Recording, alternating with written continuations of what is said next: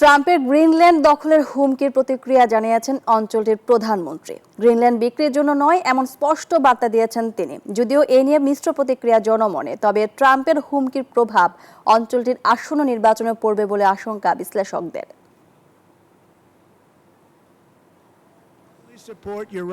দ্বিতীয় মেয়াদে প্রেসিডেন্ট হওয়ার পর গ্রিনল্যান্ডের ওপর যুক্তরাষ্ট্রের দখল নিশ্চিত করতে মরিয়া ডোনাল্ড ট্রাম্প। এই আধা স্বায়ত্তশাসিত দ্বীপটি উত্তর আমেরিকা মহাদেশের মধ্যে থাকলেও ইউরোপের ডেনমার্কের একটি অংশ এটি। সম্প্রতি যে কোনো মূল্যে আবারও অঞ্চলটি দখলের হুমকি দিয়েছেন মার্কিন প্রেসিডেন্ট।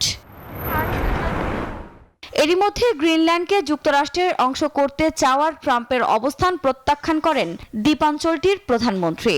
এক পোস্টে গ্রিনল্যান্ড বিক্রির জন্য নয় বলে নিজেদের অবস্থান স্পষ্ট করেন তিনি। সেই সঙ্গে নিজেদের ভবিষ্যৎ নির্ধারণ করতে যুক্তরাষ্ট্র বা ডেনমার্কের প্রয়োজন নেই বলেও জানান। এ নিয়ে মিশ্র প্রতিক্রিয়া রয়েছে গ্রিনল্যান্ডের সাধারণ মানুষের মাঝেও।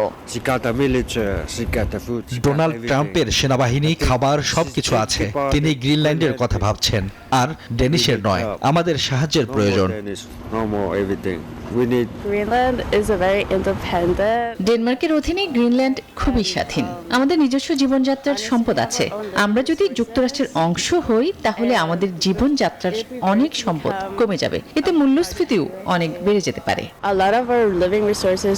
এদিকে বিশ্লেষকদের মতে অঞ্চলটি দখলের পেছনে ট্রাম্পের স্বার্থ রয়েছে। মূলত সেখানকার খনিজ সম্পদ হাতিয়ে নেয়াই তার মূল উদ্দেশ্য। তবে উত্তেজনার মাঝে 11ই মার্চ সেখানে নির্বাচন অনুষ্ঠিত হতে যাচ্ছে।